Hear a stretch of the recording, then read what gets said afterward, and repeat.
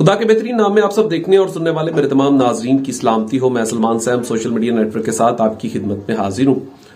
आज हम PP 228 के हवाले से बात करेंगे क्योंकि यहां से कुछ अर्सा पहले ज़िमनी इंतखाबात जब हुए तो आज़ाद हैसियत से पीर रफ़ीउद्दीन शाह साहब यहां से जीते थे और यहां पर जो पहले MPA थे वो पाकिस्तान तरीके इंसाफ से उनका ताल्लुक था और वो नज़ीर बलोच साहब थे और वो यहाँ पर इलेक्शन जो थे वो तकरीबन तीसरे नंबर पर आए थे दोबारा इमरान खान साहब को छोड़ने के बाद और उन्होंने मुस्लिम लीग नून के टिकट से इलेक्शन लड़ा था। बहुत सारे दोस्त इस हल्के के हवाले से पूछते हैं कि आने वाले वक्त में इस हल्के का सियासी मुस्तकबिल क्या होगा और कौन यहाँ से इलेक्शन जीत सकता है। तो नाज़रीन, सबसे पहले तो आपको एक बात बता दूं कि यहाँ पे इलेक्शन जो है वो बाकी तमाम हल्कों से बहुत ज़्यादा मुख्तलिफ होता है क्योंकि पीर रफ़ीउद्दीन शाह साहब एक बड़ी खूबसूरत शख्सियत है, लोग उनकी बड़ी रिस्पेक्ट करते हैं और इसी तरह कैप्टन इज़्ज़त जवेद साहब जो हैं ये पाकिस्तान तरीके इंसाफ से हैं। इनके हवाले से भी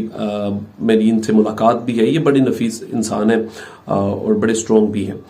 अच्छा, नज़ीर बलोच साहब के हवाले से अगर मैं कहूँ तो मेरी इनके साथ मुलाकात नहीं है, लेकिन जिस तरीके से सदीक बलोच साहब ने और कैप्टन इज़्ज़त जवेद साहब ने जब अपनी कैंपेन की तो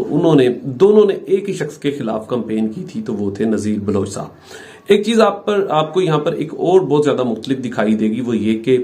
कभी भी यहाँ पर पीर रफ़ीउद्दीन शाह साहब ने और कैप्टन इज़्ज़त जवेद साहब और सदीक बलोच साहब और कैप्टन इज़्ज़त जवेद साहब जो हैं आपस में सियासी मुखालफ जरूर है, लेकिन इन्होंने कभी भी एक दूसरे के खिलाफ सख्त अल्फाज इस्तेमाल नहीं किए। हमेशा एक दूसरे के लिए एहतराम का रिश्ता इन्होंने कायम रखा है। ये आपको इस ज़िमनी इंतखाबात में भी ये चीजें दिखाई दी होंगी। तो बहुत सारे सवालात हमने कैप्टन इज़्ज़त जवेद साहब के हवाले से भी किए तो उन्होंने बड़ा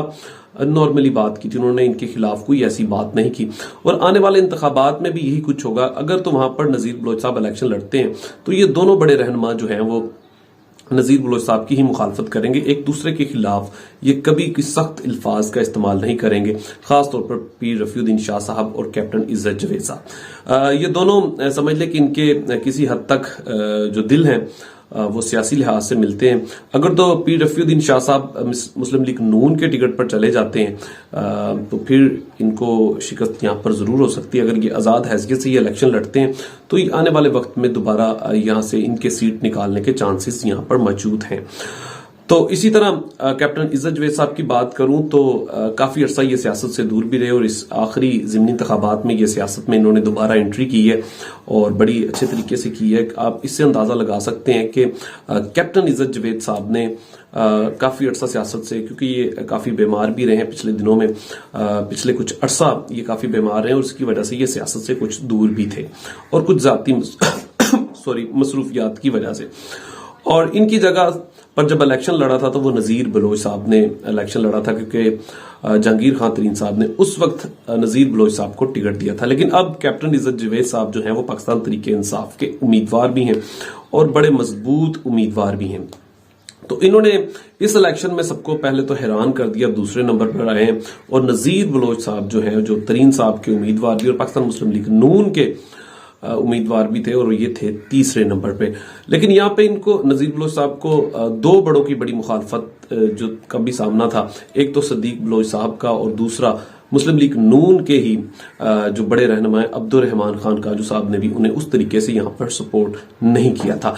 आगे आने वाले मुस्तकबिल में भी कुछ माजी की सियासत को दोबारा दोहराया जा सकता है, लेकिन इस दफा PP 228 जो है वो बहुत ज्यादा जो सियासी गर्मा गर्मी की आपको नजर आएगी, सिर्फ और सिर्फ अगर कोई कांटेदार मुकाबला होगा तो वो पीर रफ़ीउद्दीन शाह साहब और कैप्टन इज़्ज़त जवेद साहब के हवाले से होगा। लेकिन यहाँ पर एक चीज और बड़ी खास होगी कि ये दोनों बड़े रहनुमा एक दूसरे के खिलाफ जिस तरीके से नज़ीर बलोच साहब और सदीक बलोच साहब आपस में गुफ्तगू करते हैं, लेकिन यहाँ पर आपको ये गुफ्तगू हरगिज दिखाई नहीं देगी। लेकिन इस वक्त पाकिस्तान तरीके इंसाफ का जो बयानिया है, मैं बार बार एक बात कर, जो पीर रफ़ीउद्दीन शाह साहब का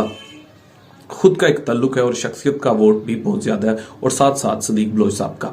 तो अब देखते हैं कि वहां पर इमरान खान साहब का बयानिया और कैप्टन इज़्ज़त जवेद साहब की मेहनत, क्योंकि वो खुद भी बड़े नफीस इंसान है, जीतता है, लेकिन यहां पर मुकाबला काफी कांटेदार होगा।